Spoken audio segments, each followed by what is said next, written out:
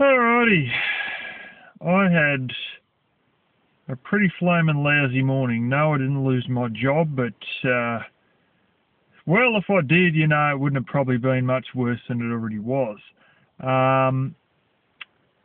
Anyway, it led me to think about something that I was going to make a video on a long time ago, and I decided now is probably the time to make it.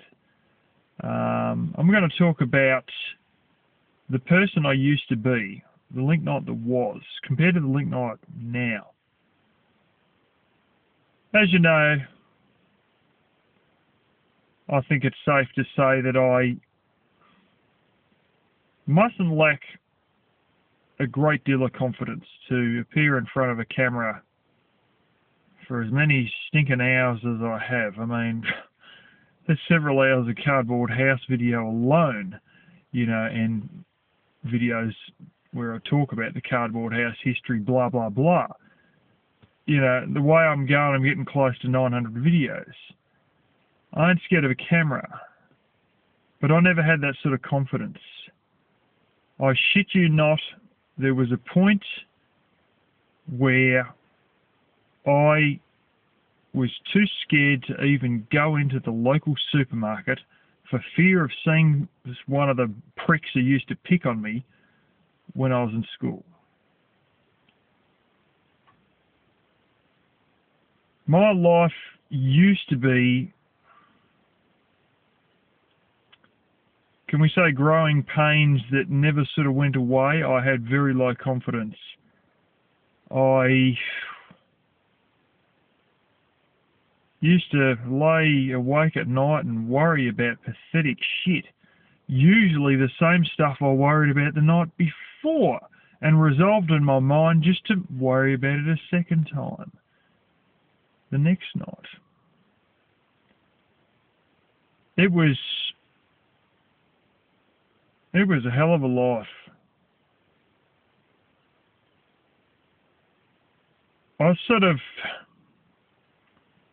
It's one of those things where I sort of look back and it's almost like a movie you watched years ago. And you can sort of remember seeing it, but to me it's almost like it was a dream, or it was like a movie I watched. I can remember it happening, but it didn't feel like it happened to me. I mean, that's how much of a change I ended up going through. What basically happened was I had negativity. And I'll talk from now on about the negativity gremlin. You might see the little things where you get the angel on one side and the devil on the other side. Well, I had one there that was just negativity. And, it would sink its claws right into my soul. And, I used to worry, and my worrying was often based on a great big list of calculations, how everyone was against me, and it was all sort of, it wouldn't matter if it wasn't 100% the truth. I would just sort of always be finding a reason why somehow everybody was sort of against me. The negativity bug really had me. In many ways, when I look at Troy and the video that was the bad guys revealed, I think he might have been going through a similar thing, whereby you get to the point where, or I did at least, where you're almost grasping at straws to find reasons why things aren't good, why your life is crap, why it should be crap. And even if, once upon a time they didn't like me, you got to hash up the past just to sort of hold together this story in your mind that everybody secretly doesn't like you and thinks you're a dickhead. It's sort of,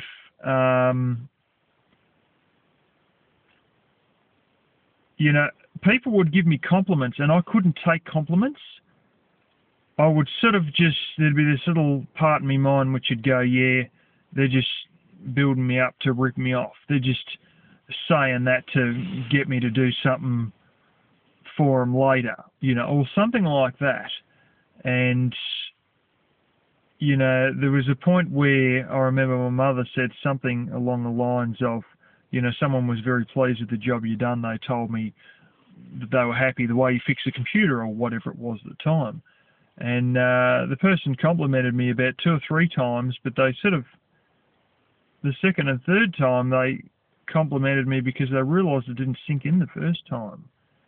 And it was just like, yeah, okay. And I used to sort of almost ignore them, yeah, okay, sort of piss off, and I'd look at the ground if they complimented me. If they said something nasty, I'd take it into my mind, I'd twist it around, I'd sort of extend it to its worst possible scenario, blow it out of all proportion, and then just concentrate on that, the negativity. Never mind the fact they thanked me. And I sort of realised when my mother said that person was happy with the job you did, I come to realising that I can't actually absorb compliments. I can't feel any satisfaction from compliments because I turn it into this person's just lathering me up to do something else from later, like fix another whole stack of them, or whatever, And, it's got me stuffed. Here we are in the Western world. My parents know people who were on the run from the army in another country. For a couple of months, they didn't eat anything but bamboo shoots and bananas. They were in survival mode. They were just trying to live and not get hit in the back of the head with an AK-47 bullet. And you look at people here. Oh, I had this bloke, right, that I was working with once at Boomeroo, and there's me, him, and another bloke. Anyway, he was sitting there talking to this other bloke who was working, because there's 3 or 4 of us working together, about how he's got it hard in life because his name's Tim. Tiny Tim, poor little Timmy. Everybody looks down on me because my name's Tim. And this conversation went on for like 7 or 8 minutes. I felt like saying, for fuck's sake, do you know what my name is? You think Tim's hard? At least it's a name that everybody can understand the first time they hear it, instead of continuing to call me Luke, Lincoln, Glenn, Clint. I get all those all the time, I'll give you another example of, sort of how we got it so good, but we always concentrate on the negative. I mean, look at the country we live in. We got more flipping gold and silver, nickel, cobalt, you name it. We mine it, except oil. We apparently have about I think it's something like $20 trillion US dollars worth of oil, but we haven't tapped into that yet, but never mind. When people suck that things are hard here and whatnot, I feel like going, get fucked. Over in Africa, blokes are being constantly chased by warlords. The girls are being raped by them. Hey, look, peace, happiness. Look. Money, fucking money, plenty of it. Fucking hell. We've got no worries in this country. Shit, now there's money going everywhere. Anyways, what I'm trying to say is,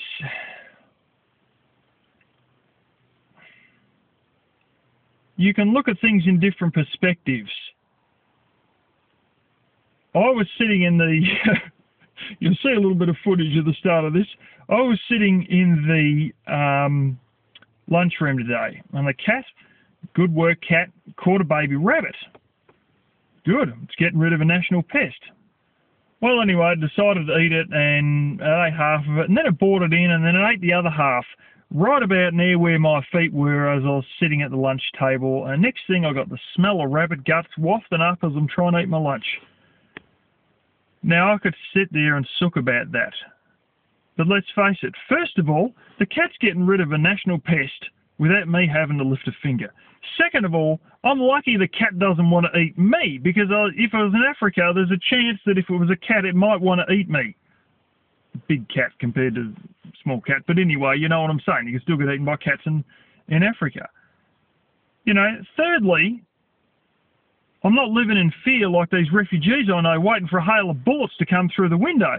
Fourthly, we're dry. We're in shelter. If it rains, we're not going to get wet. Fifthly, we've got a lunch to eat. You know, and you got people having tantrums that they don't get their latte the right way. You know, and stuff like this. And, oh, you know, I wanted it like, oh, they don't have any mocha lattes left. Oh, shut up and drink the coffee. You know, we've got it so good, it's ridiculous. I'm sort of also surprised by people who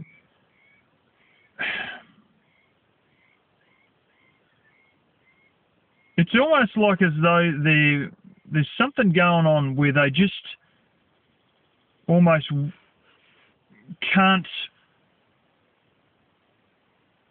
make, you know, the most of the happiness and the good situations they're in. I'll give you an example. I'll just put it like this. There's a woman I know who is in her 60s. Now, for many years, I've been hearing this woman say, I would love to get married and have a kid.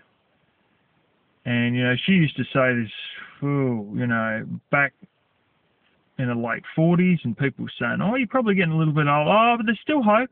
I'd love to get married and have a kid. We heard this on and on and on for more than 10 years. No joke, more than 10 years. And fuck me black and blue if there isn't a bloke who comes along, British bloke, here on permanent residency, gets to know her, they go out, they get on like a house on fire, and something like 6 or 9 months down the track, he proposes to her. Now hang on, this is all the dreams come true.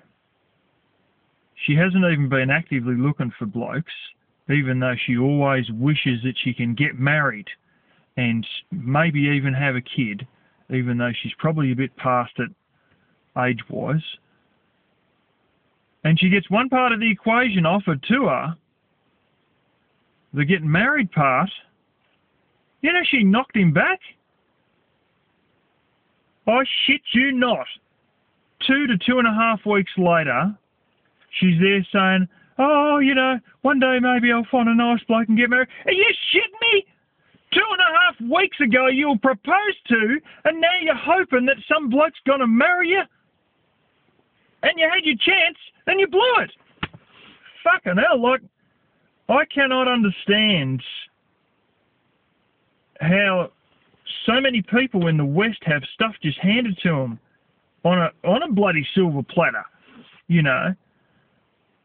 And because the refugees, all they could afford to hand it to you on was a banana leaf. But yet we still sort of ran around in circles. You know, it's the negativity bug. It's the, my life can't be this good. It's the, I don't deserve this. It's the, you know, some of these people, they got it stuck in their mind that,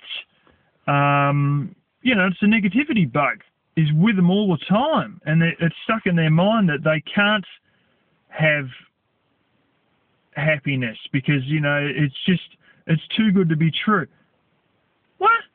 We're sitting there with people in China who wish every night that the roof didn't leak in winter.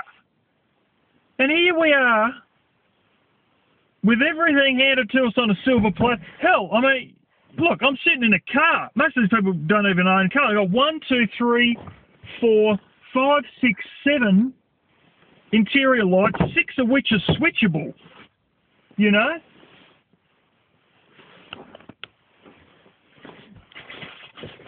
No, I don't have little ones down the bottom. But Well, that doesn't even include the ones on the doors. You know, and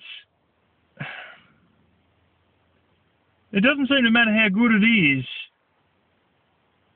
we can still only see the negativity. And I just want to tell you, if you feel like anything's holding you back in your life, it may be that negativity. You know, one smart cookie once said, the biggest person that gave him the most bullshit in his life was himself being stuck in his comfort zone. You know, and I sort of...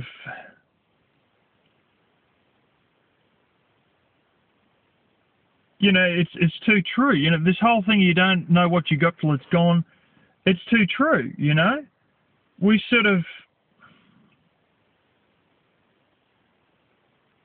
I'll tell you how I went. I got to the point where I thought nothing in my life was working out, you know, and it was because of my own doings that nothing was working out for me.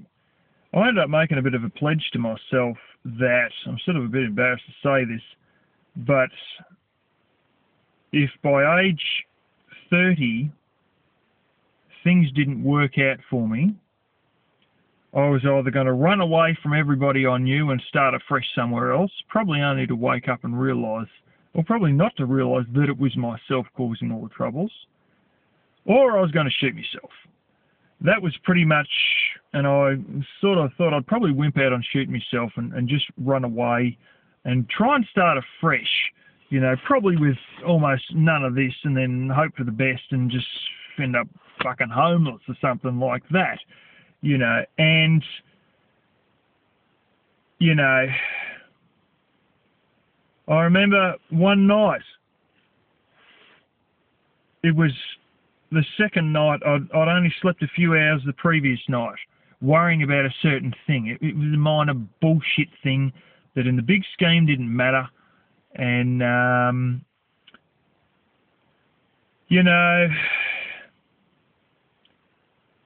I sort of was worrying about it, and then I sort of finally calmed myself down about it all after, oh shit, like 4 hours of worrying about it, and got about, you know, 4 hours sleep.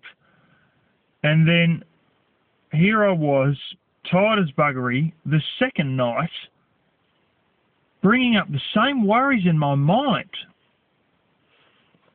and then going through the exact same thoughts and trying to say, oh, maybe it won't be like this, and then saying, well, what about that?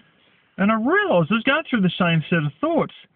And I thought to myself, I had a bit of an epiphany. You know, I had one of those light bulb moments, and I thought to myself, bloody hell, you're burning yourself out emotionally. Not only are you losing sleep, you're burning out your emotional energy. You're draining yourself mentally here. You know, and I thought, you worried about the same shit the night before, you come to a sort of mediocre solution to it, and then finally manage to calm down and go to sleep. And now you're going to do the same thing again and stuff your sleep pattern again? And then I had a real light bulb moment. I thought, why don't you start punching yourself in the face, because it's just about as good. You know, because, I mean, you're causing yourself emotional damage, and you probably lost 5 years off your life through stress caused by your own bullshit worrying. Why don't you just get your fist and start punching yourself straight in the face? Now, I'm sure there's plenty of trolls that might like me to do that.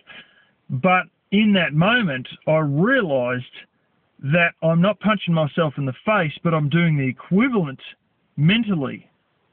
And at that point, then I realised that things could change.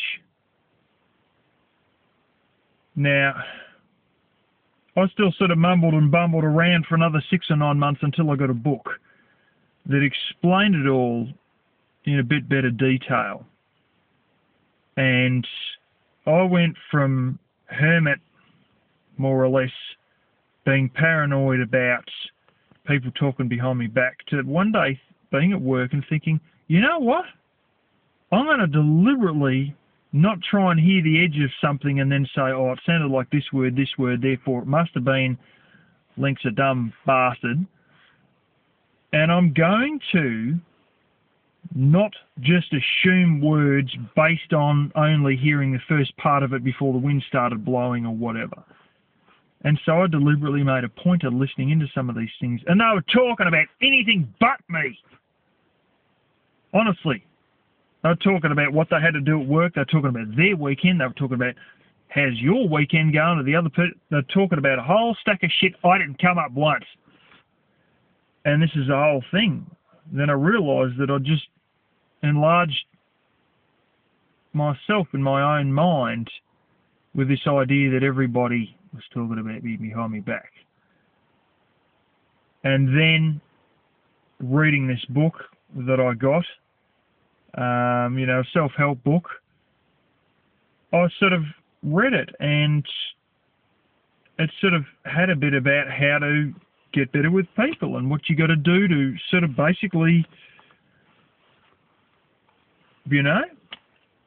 get friendly with people and be able to, and I shit you not, in the space of 6 months, I could talk to anybody from any social group without batting an eyelid, and also be able to keep up a conversation with women my mum's age who I would have had no common interest with.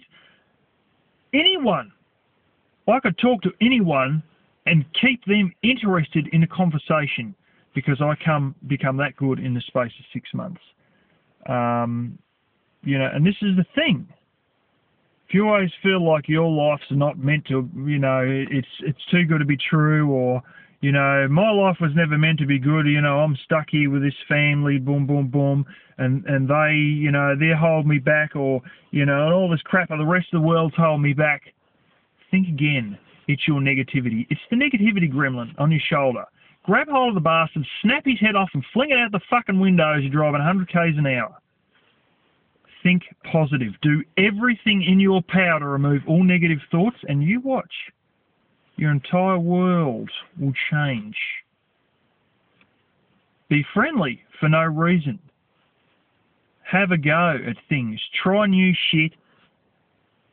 I'm not saying you got to go night clubbing every weekend and be some social butterfly, but I'm saying step out of that comfort zone. Have a go. Because, you risk your happiness. You risk your entire life looking down at yourself. And in all honesty, if you had told me back then that I'd even be able to sit in front of a camera with 2 people watching me, I probably wouldn't have believed you, let alone 50 to 150 or whatever the hell, however many got to watch this. But I've become somebody now that I never was, and I would have never believed I could be. And I thank God, from the bottom of my heart that I had that epiphany moment, that I read that book, that I sort of didn't just end up in a rut, and got out of this endless cycle of shit where I just sort of blame everybody for everything and keep myself down with being so paranoid that somebody once said they thought I was a dickhead for saying something, and now they must still hate me years later, or this or that, or that one's watching me and that one's talking behind me back. Stop the fucking bullshit and free yourself from your own change, because that's all it is. The mind's a fucked up thing. You got to learn to control it properly, and you can destroy yourself with your own mind, or you can turn yourself into a millionaire. There's a bloke who owns Channel 7 here. He come out of an orphanage. Compare that to some bloke whinging about his name being Tim. Does that bloke own a TV station? Not with an attitude like that. I might own a TV station, but by hell, I am happy that I feel free. Because I wouldn't have had the confidence to barely get out of bloody bed and do anything, you know. Like, oh, yeah. I was another person, so much so that it is, honestly, it's hard to even believe it was true, but it was. So there you go, you know, that's the person I used to be, and that's something I wanted to tell you about. Don't sabotage yourself, don't sabotage your own happiness, murder the negativity gremlin. Good luck till then.